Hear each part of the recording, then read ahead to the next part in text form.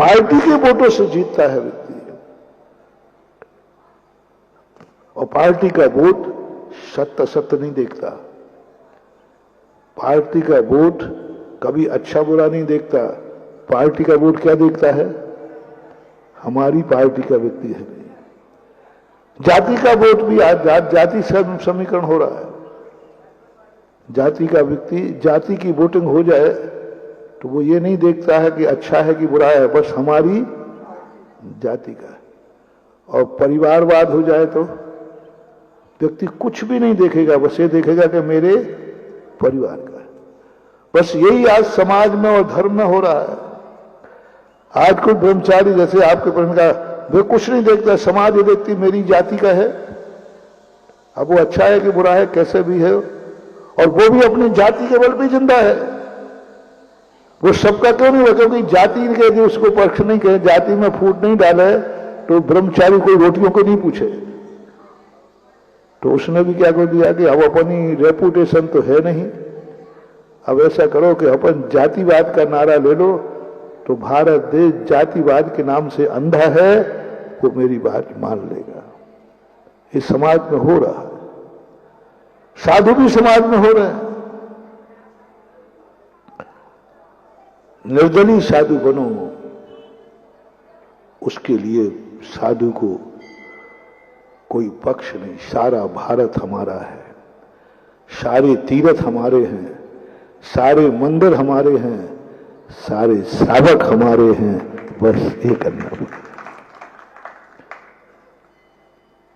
जहां जाए वही अपना है, सारे तीर्थ हमारे हैं। साधु यदि किसी एक तीर्थ से बन जाएगा वो फिर कभी भी जगत का प्यारा नहीं बन सकता। साधु को अपनी रेपुटेशन बनाना है तो संसार में जितना भी तीर्थ है बस अरहंत भगवान का होना चाहिए। सारे तीर्थ किसके हैं? तुम्हारे नहीं। तुम तो बहुत चालू आदमी हो, तुम तो खितौला गए हो। महाराज जी देखो, आप सारे तीर्थ हमारे नहीं, हमारे दो ही तीर्थ है, चमत्कारोदय और गौसल। देखो अब ज्यादा नहीं, इन दो के अलावा मैं किसी तीर्थ को तुम्हारी नहीं कह रहा। तुम तो बंटवारा किए बिना रहोगे नहीं, क्योंकि तुम्हें मालूम है सब तीर्थ में हमें कोई पूछने वाला नहीं है, सब तीर्थों में हमें सत्ता मिलने वाली नहीं है, सब तीर्थों में हमारी हुकूमत चलने वाली नहीं। हमारी हुकूमत चलेगी तो दो ही क्षेत्रों पर चलेगी, है ना। तो तुमने अपना एक सीमा मान लिया। आप ग्रस्तों को नहीं, हम साधुओं की बात कर रहा हूं।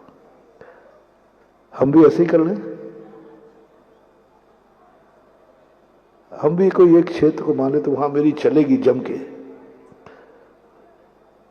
बोलो, पूज्य आचार्य विद्यासागर महाराज जी यदि एक तीर्थ को अपना मान लेते तो क्या होता, और मैं यदि एक तीर्थ को अपना मान लूं तो बताओ फिर क्या होगा। फायदा और नुकसान बताओ जल्दी। अरे एक तीर्थ को मैं मानने की यदि सहमति हो तो पक्का है मैं सोने का बना दूंगा। सारी जिंदगी कमाई, जहां भी जाऊंगा कहीं भी जाऊंगा समेट के कहां लाऊंगा। चलो कौशलपुर कह दो, कोई बात नहीं, कहते तो कहो तो सही, तुम्हें हिम्मत हो तो। फिर सारी दुनिया में कहीं भी जाऊंगा, क्योंकि हमारा क्षेत्र कौन सा है मान लो, सारे भारत की कमाई कहां जमा होगी? और बताओ भैया मेरी कमाई कितनी है? और सारे भारत की कमाई यदि मैं एक ही क्षेत्र में भेजूंगा, चतुर्मास की बचत, प्रवचनों में से जो कुछ भी जो बोले सबसे एक ही सुधा सागर महाराज का एड्रेस, जिसको दान देना है सुधा सागर महाराज के आशीर्वाद से, वह दान सीधा फलाने बैंक में लाइन में चलाऊंगा, बैंक नंबर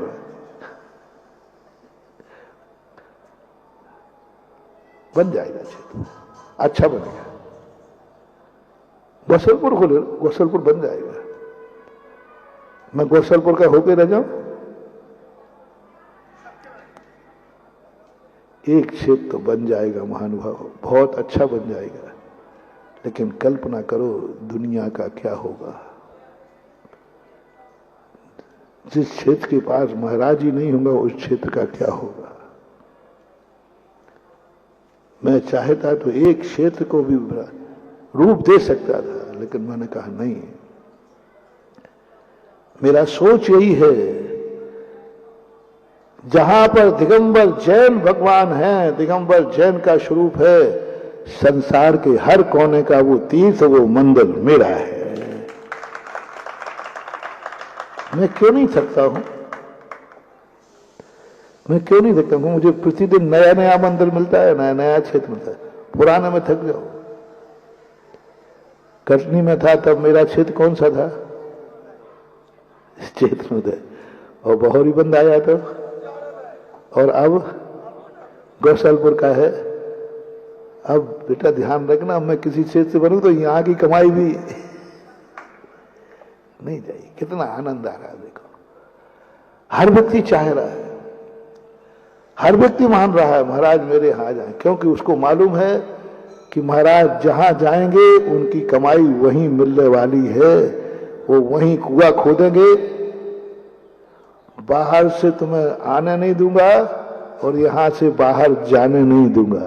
जय हिंद दोस्तों, अगर आपको मेरी वीडियो अच्छी लगती है तो प्लीज़ मेरे चैनल को लाइक, शेयर, सब्सक्राइब करिए और इसी तरह से अपना प्यार देते रहिए। धन्यवाद।